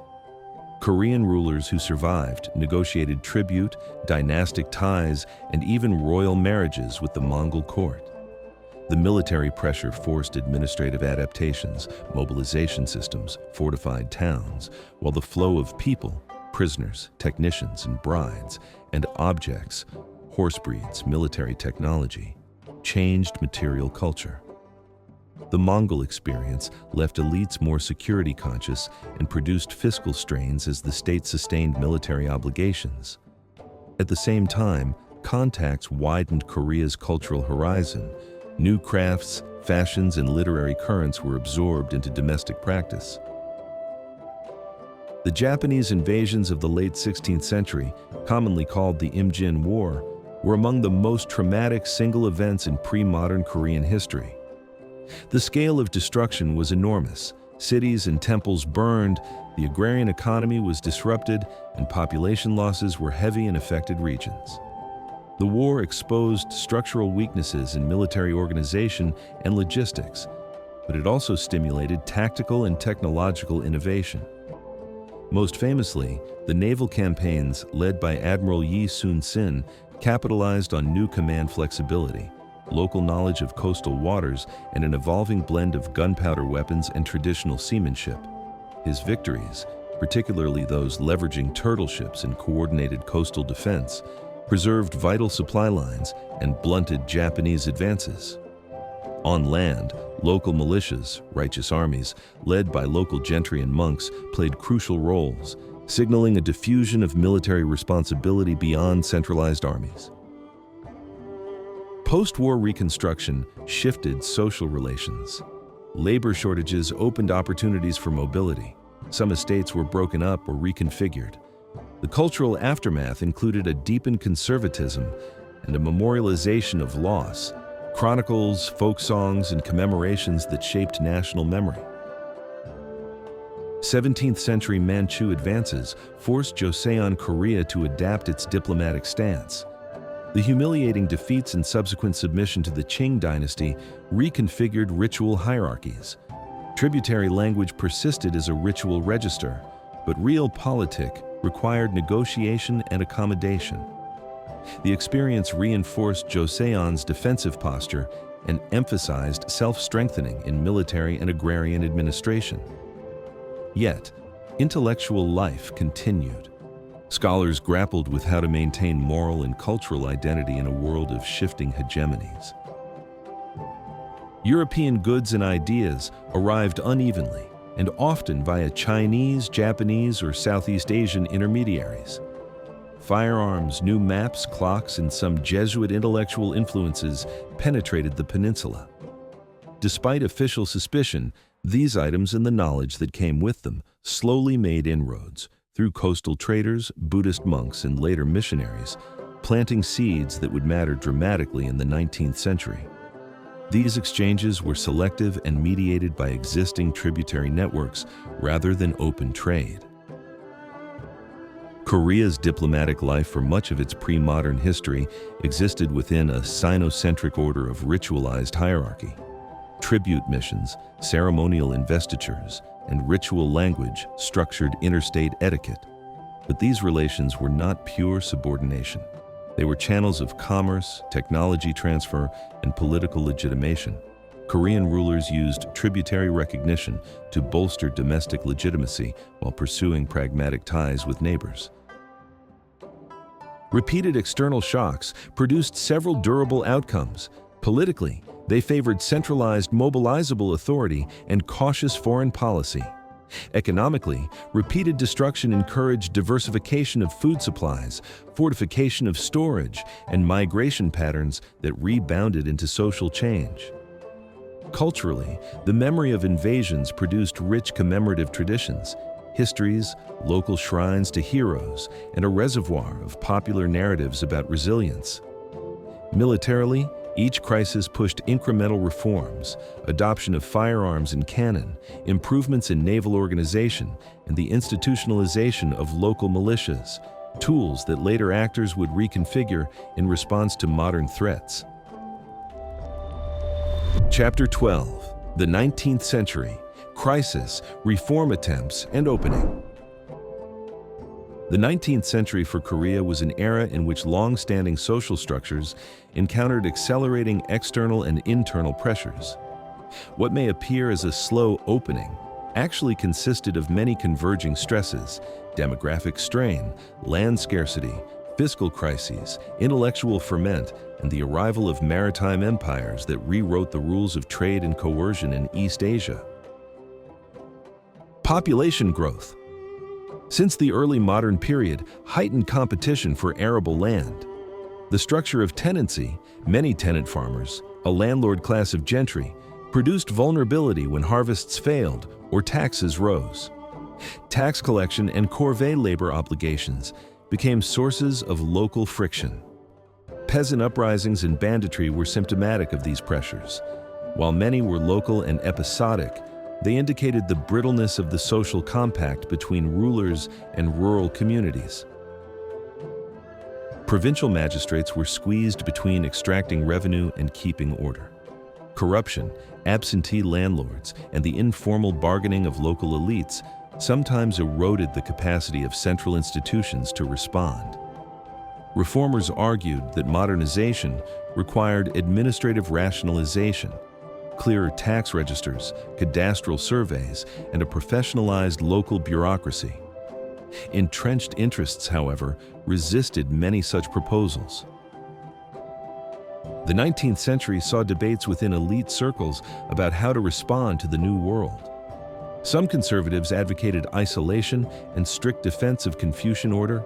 Others proposed selective borrowing, modern arsenals, naval craft, scientific knowledge. A growing literature of practical learning, Silla, and later reformist tracts argued for attention to commerce, agriculture, and administrative competence. Christian missionaries introduced new schools and alternative social networks. Their schools and hospitals seeded new social actors and printed materials that spread ideas beyond the elite. The expansion of Western maritime empires and the opening of China and Japan under duress created a regional environment in which isolation was increasingly untenable. The presence of foreign ships, missionaries, and traders on Korean coasts raised questions about ports, tariffs, and sovereignty. Debates in the court oscillated between attempts at fortified resistance and pragmatic accommodation. Factions split between those willing to open ports on regulated terms and those deeply suspicious of foreign intentions. By the late 19th century, a handful of officials and intellectuals pushed for concrete reforms: modern arsenals and shipyards, reorganization of the military, new schools teaching mathematics and foreign languages, and consideration of legal and fiscal reform. These measures were unevenly implemented and often undermined by factional court politics and resistance from conservative elites who feared cultural destabilization. As ports opened and trade increased, towns grew. A nascent merchant class and wage labor forces emerged where modern factories and mines developed. Women's roles, while still circumscribed, began to shift due to migratory labor and missionary schooling. Print culture expanded, and newspapers and pamphlets became vehicles for debate, forming the embryonic public sphere that would later fuel political movements. By the century's end, Korea's geopolitical position grew perilous. Neighboring powers, Imperial Japan and an expansionist Russia, eyed influence. Domestic weakness and factionalism made the peninsula vulnerable to external designs. The combination of internal stress and international competition set the stage for the dramatic political breakdown that followed in the early 20th century. Chapter 13, Colonial Rule, 1910-1945. Japanese colonial rule fundamentally reorganized Korea's political economy, social structures, and cultural landscapes. Occupation was not uniform across time. Policies shifted from early military rule to intensified assimilationist campaigns, war mobilization, and finally, total war. The colonial period left scars and infrastructures that shaped post-colonial politics, memory, and identity. Colonial administration replaced many traditional local mechanisms with centralized bureaucratic structures oriented to imperial priorities. Police presence and surveillance expanded. The legal system subordinated Korean autonomy to the colonial state. While some modern institutions, civil registry, cadastral mapping, and bureaucratic record-keeping, improved administrative efficiency, they were primarily tools for control and extraction. Japan invested heavily in transport and extractive infrastructure, railways, ports, mines, but these investments primarily served metropolitan industrial needs. Land policies favored large-scale production for export and often dispossessed smallholders. Rural indebtedness, tenant evictions, and the commercialization of agriculture accelerated. Urban industrialization created factories and wage labor, but working conditions were harsh and profit largely benefited Japanese capital. A modern capitalist sector did emerge, however, with Korean entrepreneurs, labor movements, and a growing urban proletariat. Cultural policies varied from censorship and control to active assimilation programs. Korean language and history were targeted. Educational policy attempted to produce compliant colonial subjects. Yet attempts at cultural erasure met diffuse resistance. Intellectuals and grassroots movements preserved language, family rights, and communal memory in private and semi-public spaces. The March 1st movement of 1919, a watershed mass demonstration for independence, produced brutal repression, but also galvanized international attention and a reconfiguration of nationalist movements both at home and in diaspora. In response, some activists turned to armed resistance, others to cultural and educational revival, and many to political organizing in exile. As Japan moved toward total war in the 1930s and 1940s, colonial policy intensified extraction and labor mobilization. Koreans were conscripted into factories, mines, and the military economy. Women were forcibly conscripted into sexual slavery in the Japanese military system, an atrocity whose memory continues to shape relations and demands for historic justice. Wartime mobilization accelerated social dislocation, urban migration, and the radicalization of political movements. Resistance took many forms. Armed guerrilla warfare led by communists and other groups operating in Manchuria and the Korean countryside. Underground political organizing, cultural preservation in schools and churches, labor strikes and peasant uprisings, and diplomatic efforts by provisional governments abroad. These diverse movements laid the foundations for later post-war politics. Some leaders returned from exile to play leading roles in their respective zones, and memory of the anti-colonial struggle became a legitimating resource across the political spectrum. Colonial rule was experienced intimately in daily life. Families grappling with tenancy loss, factory work, and urban crowding adapted survival strategies, remittances, informal economies, and social networks. Religious institutions, churches, and newly modernized Buddhist organizations provided social services and a space for communal solidarity. Print culture, despite censorship, circulated alternative histories, literature, and political argument. The colonial period thus produced both modernizing infrastructures and deep grievances that would explode politically after 1945. The legacy of colonialism is complex. On the one hand, it left infrastructural and institutional modernity, railways, schools, industrial plants that post-war states inherited and repurposed. On the other, colonial dispossession, cultural suppression, and wartime atrocities produced bitter memories that shaped politics, identity, and demands for justice in the post-colonial era. Competing memories of collaboration, resistance, victimhood, and survival would become resources in later political contests. Chapter 14: Liberation, Division, and the Korean War, 1945–1953. The collapse of Japanese imperial control in 1945 left Korea liberated but profoundly uncertain. Rapid political interventions by occupying powers, diverging local factions, and strategic rivalries converged to produce division and eventual war. The sudden end of colonial rule created a political vacuum. Allied arrangements placed the Soviet Union and the United States in administrative control of the North and South, respectively. A 38th parallel division that began as an ad hoc military demarcation hardened quickly into a political boundary. Efforts at building a national coalition failed amid Cold War rivalry, differing political visions and mutual distrust. Competing governments, backed by their respective patrons, emerged, each claiming to be the legitimate government of a united Korea. Debates over trusteeship, an international administration period proposed by the Allies, deepened domestic polarization. Political factions, left, right, nationalist, and conservative, jostled for influence, and the presence of foreign occupiers shaped which groups gained access to power and resources. Land reform policies, security purges, and rapid reorganizations destabilized traditional hierarchies and created new power brokers. War broke out in June 1950 in a highly mobile, brutal campaign that quickly drew in external powers. Initial offensives, counteroffensives, amphibious landings, notably at Incheon, and wide-ranging counterattacks produced massive civilian displacement and destruction. The United Nations, led by U.S. forces, intervened on behalf of the South, while China entered on the side of the North. The ebb and flow of front lines produced catastrophic casualties and ruined infrastructure.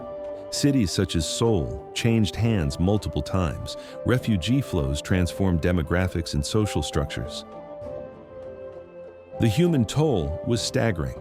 Military and civilian deaths, missing persons, separated families, and the social trauma of mass displacement.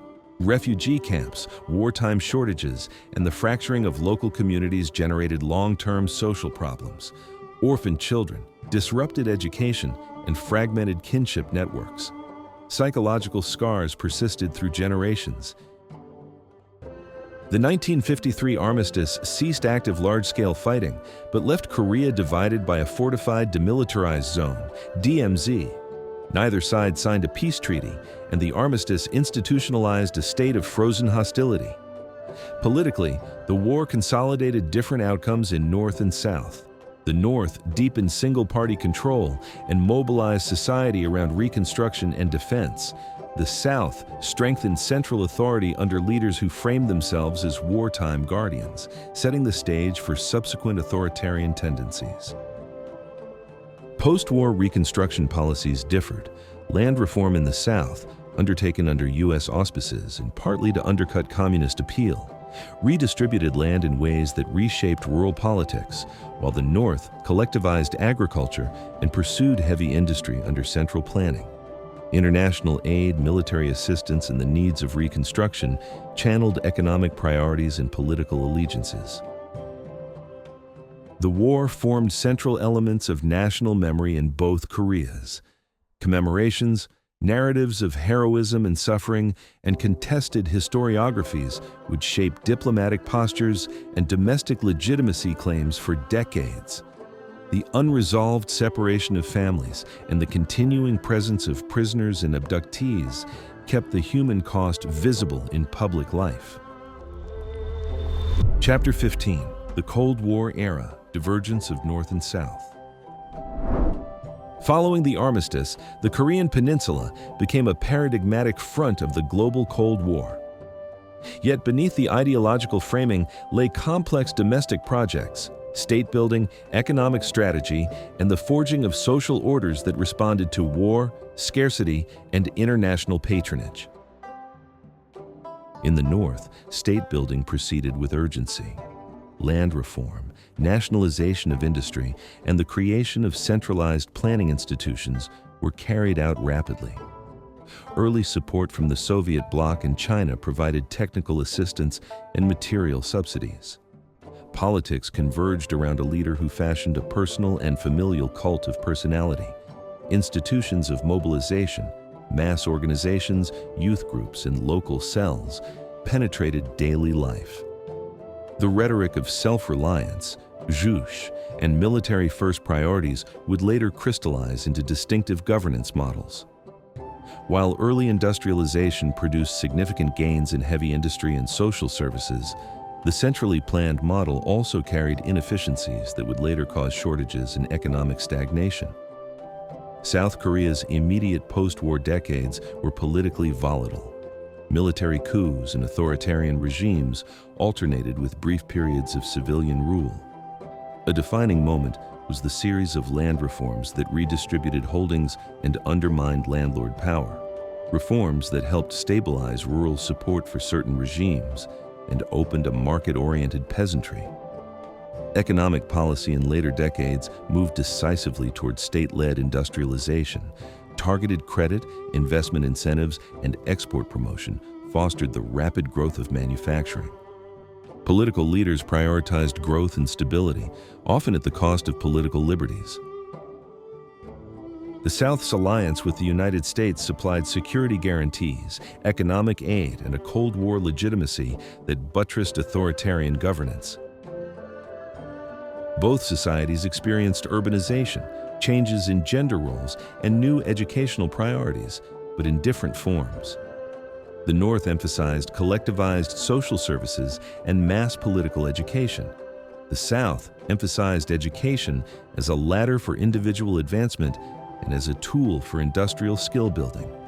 Migration, including refugees from the North to the South, reshaped demographics and infused the South with new social energies. Korea's division became a site of proxy competition. Each state crafted diplomatic alignments, North with socialist allies, South with Western powers, and sought legitimacy through economic or military success. The rivalry framed domestic policy choices and shaped the peninsula's role in larger Cold War calculations. The Cold War era left legacies of militarization, a politics of national security that shaped civil liberties, and economic patterns that would endure. The South's authoritarian developmental state paved the way for later democratic struggles. The North's militarized single-party state solidified a hereditary leadership with strict social control. Both sides institutionalized narratives of the other as existential threat, a framing that made reconciliation difficult and militarized politics central to governance. Chapter 16. South Korea's Economic Transformation and Democratization. The arc from a devastated agrarian society to an industrialized democratic state is one of the most studied modern transformations. That story sits at the intersection of deliberate policy choices, international context, social mobilization, and cultural change. Beginning in the 1960s, South Korean governments pursued an explicit developmental strategy, concentrating state resources on industrial sectors deemed internationally competitive, managing credit allocation, and forging close ties with large family-controlled conglomerates, chaebol, like Samsung, Hyundai, and LG. This model emphasized discipline, mobilizing savings, controlling imports, and targeting sectors such as shipbuilding, steel, electronics, and automobiles. High rates of investment, emphasis on technical education, and an export orientation yielded spectacular GDP growth and rapid structural transformation. Rapid industrialization created new classes and stresses. Workers in factories often faced harsh conditions and limited labor rights. Rural-urban migration emptied some villages and placed pressure on urban housing and services. Inequality between ascending urban professionals and those left behind in rural areas generated social tensions. Yet the expansion of education and social services created routes for intergenerational mobility and fostered a skilled workforce that sustained growth. Economic success coexisted with political repression. Authoritarian regimes, justifying control as necessary for stability and growth, restricted political organizing and civil liberties. Over time, however, labor movements, student activists, professional associations, and religious groups coalesced into a broader democratic movement. Key moments punctuated this transition. The Gwangju Uprising in May 1980, a brutal suppression that radicalized opposition and became a touchstone for later democratization. The mass protests and labor strikes of the 1980s, and the June democracy movement of 1987, which forced major concessions and paved the way for democratic elections. Democratization opened space for civil society, press freedom, and institutional checks on power. Elected governments gradually reshaped policy priorities towards social welfare, transparency, and legal reform. The transition was not linear. Political scandals, elite pushback, and continuing economic concentration in chaebol kept tensions alive. Nevertheless, democratic consolidation brought new mechanisms for accountability and shaped a politics in which social movements could influence policy. The 1997 and 1998 Asian financial crisis exposed weaknesses in corporate governance, excessive short-term debt, and fragile financial systems. South Korea sought an IMF bailout that came with structural reform conditions, corporate restructuring, financial sector reform, and labor market flexibility. The crisis precipitated painful layoffs and social anxiety, but also accelerated reforms that diversified capital markets and corporate governance. Post-crisis growth exploited a now globalized technology sector and new exports in culture and digital goods. From the late 20th century into the 21st, South Korea's cultural industries, music, film, television, and technology firms, notably in consumer electronics and semiconductors, projected national brands abroad. This soft power complemented material modernization and redefined South Korea's global identity. The Internet revolution and rapid digital adoption amplified cultural exports and economic niches. Democratization and growth produced new debates: welfare expansion, inequality, gender equity, housing affordability, and youth employment. An aging population and low birth rate challenged social security systems. Political contestation matured. Civil society has become a durable force, capable of influencing courts, media, and policy debates.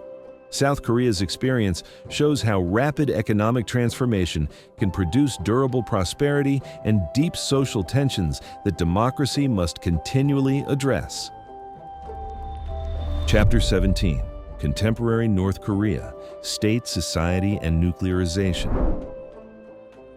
North Korea today is the product of revolutionary projects, dynastic consolidation, isolation, and strategic choices that prioritized regime survival and deterrence.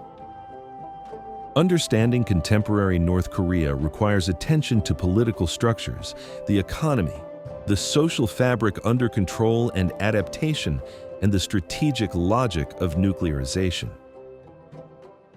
Power is concentrated in a ruling family and a party-state apparatus that permeates social life. Institutions of surveillance, ideological education, and mass mobilization intertwine with reward systems based on political loyalty. Purges, show trials, and public performance of loyalty have been tools for regime maintenance. The state's narrative emphasizes resistance to imperialism and the centrality of national sovereignty.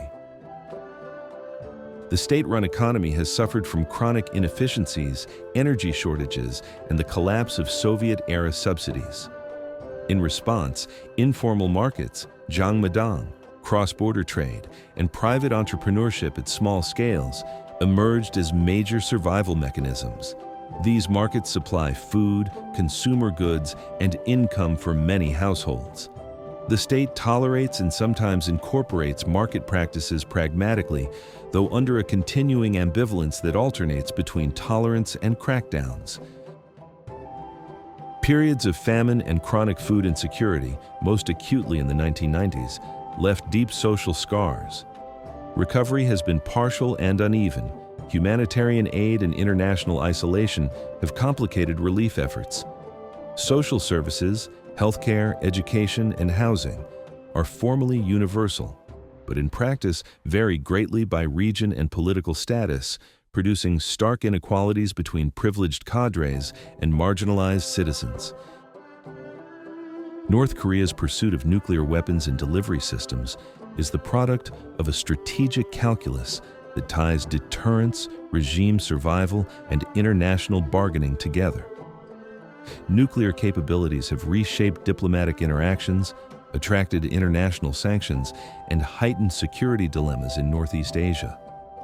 Nuclearization made North Korea both more dangerous in conventional terms and more difficult to dislodge through coercion, complicating regional stability. Reports of systemic human rights abuses, restrictions on movement, labor camps, and political repression have generated sustained international concern and shaped sanctions regimes and humanitarian debates. These issues are politically charged and inform both advocacy and diplomatic agendas. Despite control, ordinary North Koreans maintain social lives, cultural practices, and family networks. Local traditions, religious survival in limited forms, and popular culture, including smuggled films and music, circulate and create private spheres of meaning. Cross-border information flows via USBs, radio, and border trade have subtly changed expectations and aspirations for some citizens. Negotiations over denuclearization have been intermittent, tied to summit diplomacy, sanctions, and offers of aid. Outcomes have been mixed.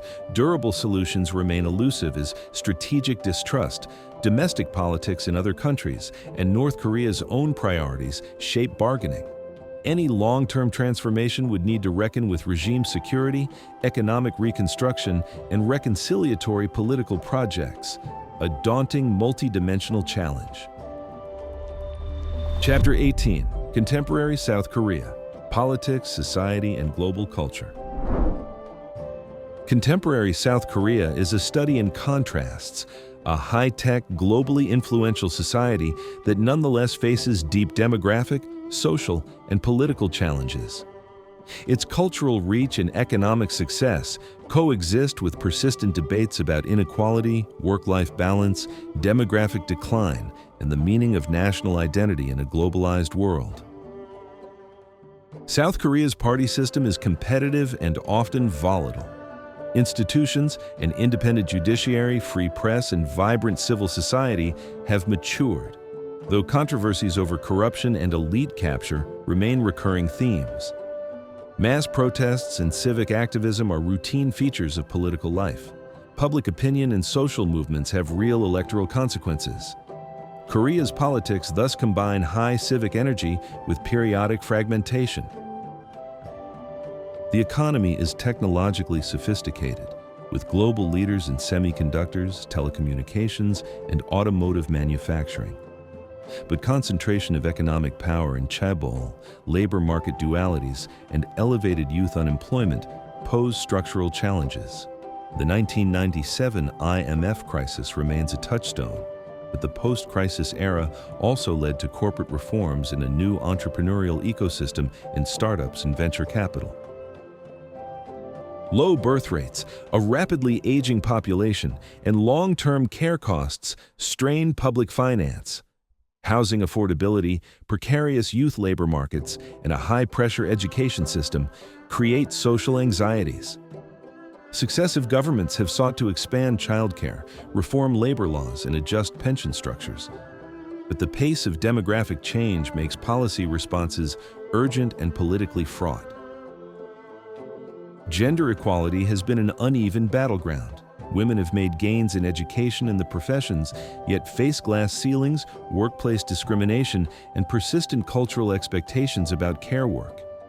Feminist movements, Me Too mobilizations, and debates over family policy have pushed public discourse and policy responses, creating cultural shifts as well as backlash in some quarters.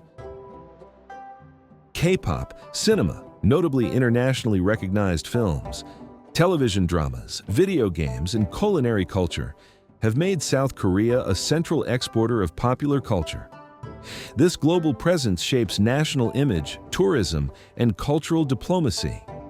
At home, creative industries raise questions about labor conditions in entertainment, intellectual property, and cultural commodification. Korea's internet penetration and mobile infrastructure are among the world's highest. This digital environment enables innovation and civic mobilization, but also raises concerns about privacy, platform labor, and mental health. The recent emergence of strong digital communities has transformed politics, consumption, and cultural production. South Korea navigates a dense geopolitical environment, balancing relations with the United States, managing an economically important but politically fraught relationship with China, and handling the persistent security threat posed by the North. Economic interdependence with regional powers coexists with security alliances and shifting strategic priorities. Public debates about historical memory, collaboration during colonialism, civil-military relations, and national trauma are lively and contested. Museums, public history projects, and civic movements shape how the past is represented, and these debates inform contemporary policy and identity formation. Chapter 19: Diaspora, Memory, and the Global Legacy of Korea. Korean diasporas and the global circulation of people, memory, and culture are central to any account of modern Korea's reach. Migration, voluntary and forced, has produced communities with distinct identities while connecting the peninsula to the wider world. Koreans established significant diasporas in China, Japan, the United States, Russia, and Central Asia, and more recently across the globe. Early labor migrations and forced relocations under colonial rule created long-standing communities, e.g., Koreans in Japan and the Soviet Union. Post-war migration, students, skilled workers, and entrepreneurs broadened the social composition of diasporas and created transnational networks that transmit remittances, ideas, and political activism. Issues of historical memory, colonial collaboration, wartime atrocities, and forced labor travel with diaspora communities. Campaigns for recognition and reparations, such as those relating to forced labor and wartime sexual slavery, involve diasporic activists, NGOs, and state actors, shaping diplomatic relations and public memory. Diaspora communities also maintain commemorative traditions, memorials, festivals, and institutions that connect generations to homeland narratives. The global popularity of Korean culture strengthens diasporic pride and provides economic opportunities. At the same time, diasporas serve as mediators. They adapt Korean cultural products to local contexts and help create demand for Korean goods and tourism. This cultural feedback loop amplifies Korea's global presence and creates a two-way flow of influence. People-to-people exchanges, sister city programs, and NGOs work across the DMZ and between diaspora communities to foster dialogue and reconciliation. Family reunions for relatives separated by division, academic exchanges, and joint cultural projects attempt to repair social bonds even when state-level diplomacy stalls. Korea's global legacy is not only about exported culture or economic models, but about living communities that weave Korean identity into broader plural societies. Diasporas raise questions about assimilation, identity preservation, and political engagement. They also model how Korea's history of colonization, division, and rapid modernization plays out in global human experiences. Epilogue: Continuities, Questions, and Futures. If the preceding chapters traced how Korea's past shaped its present, the epilogue asks, what threads persist, what dilemmas remain unresolved, and what plausible futures deserve attention? Across centuries, certain continuities are visible: the centrality of familial networks and ritual memory, the high social value placed on education and credentialing, and a cultural capacity for rapid adaptation and technological adoption. These continuities are resources, social capital that has been mobilized repeatedly in times of crisis and opportunity. Yet history also leaves unresolved problems. The legacies of colonization and violent division continue to shape politics and memory. Economic concentration, demographic decline, and social inequality present policy challenges that test democratic capacity.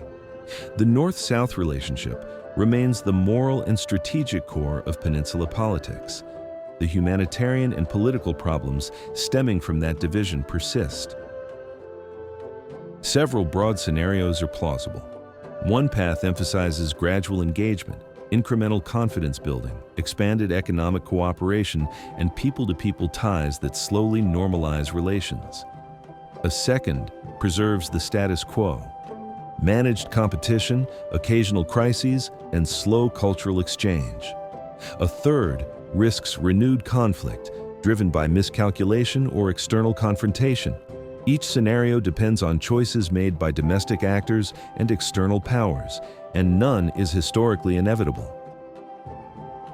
Durable peace and inclusive prosperity depend on robust institutions, transparent governance, legal protections, and social safety nets that mitigate the dislocations of rapid change. Civil society's role in truth-telling, reconciliation, and policy innovation is central. Democratic activism and independent scholarship can help societies confront painful pasts without being imprisoned by them. How societies remember, what to commemorate, what to teach in schools, how to recognize victims and collaborators, matters politically and morally. Memory can be mobilized for justice and reconciliation or weaponized for revenge. Thoughtful public history and inclusive commemorations can transform memory into a foundation for common purpose rather than a perpetual grievance. Korea's history offers lessons about resilience, not merely survival, but adaptive creativity, making new institutions, inventing technologies, and forging cultural forms that respond to constraint. The future will test whether that adaptive capacity can be harnessed toward inclusion, ecological sustainability, and a politics that balances security with human dignity. The question is not whether change will come, it will, but who will shape that change, on what terms, and with what regard for the living and the dead.